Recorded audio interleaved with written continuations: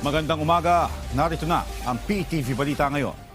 Nababahala ang Presidential Task Force on Media Security sa umano'y harassment sa isang photojournalist na kinukunan ng isang kilos protesta kahapon July 22 sa Pasay City.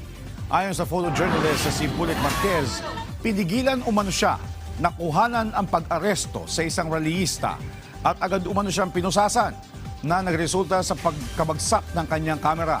Dahil dito maring kinokondena ng Petiforms ang pangyayari at iginiit na ginagawa lamang ng media ang kanilang trabaho ng marangal.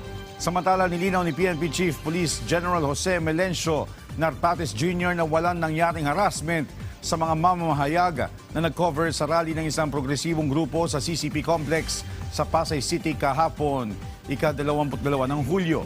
Git pa ng PNP Chief, mali ang ginawa ng photojournalist na pagmumura sa pulis na nagpapatupad lamang ng batas. There's no such thing as siyempre nandun sila sa hanay ng mga rallyista, malag sila or whatsoever.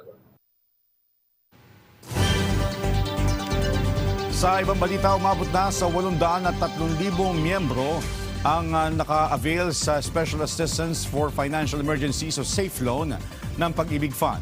As of July 22, nasa 5.82 billion pesos na pondong nailabas mula ng simula ng programa noong June 10. Ang Safe Loan ay isang tulong pinansyal na pinapautang sa mga kwalipikadong miyembro na nakapaghulog na ng isang taon. Layon ng Safe Loan na matulungan ng mga miyembro sa pagtaas ng presyo ng mga bilihin dahil sa nangyayaring krisis sa gitnang silangan. Maaaring umutang ang mga miyembro ng 10,000 piso na may tubo o interes na 5.95% kada taon. Bukas ang mga tanggapan ng Pag-ibig Fund para sa mga nais umutang hanggang September 8, 2026.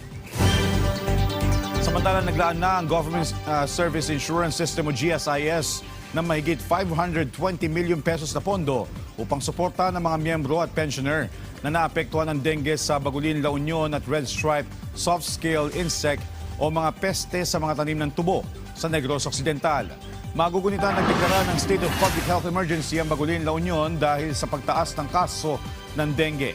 Para sa mga nais umutang, bukas ang tanggapan ng GSIS hanggang August 16. Hanggang August 14 naman ang deadline para sa mga magsasaka na nais umutang sa lalawigan ng Negros Occidental. Ayon sa GSIS, ang pautang ay dinisenyo upang maibsan ang paghihirap ng mga miyembro o pensioner na nakatira sa mga lugar na nasa ilalim ng state of emergency o kalamidad.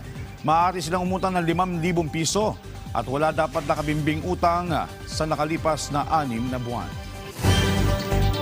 At yan ang mga balita sa oras na ito. Para sa iba pang update, follow at ilike kami sa aming social media sites sa PTV. Po si Joshua Garcia para sa Bayan.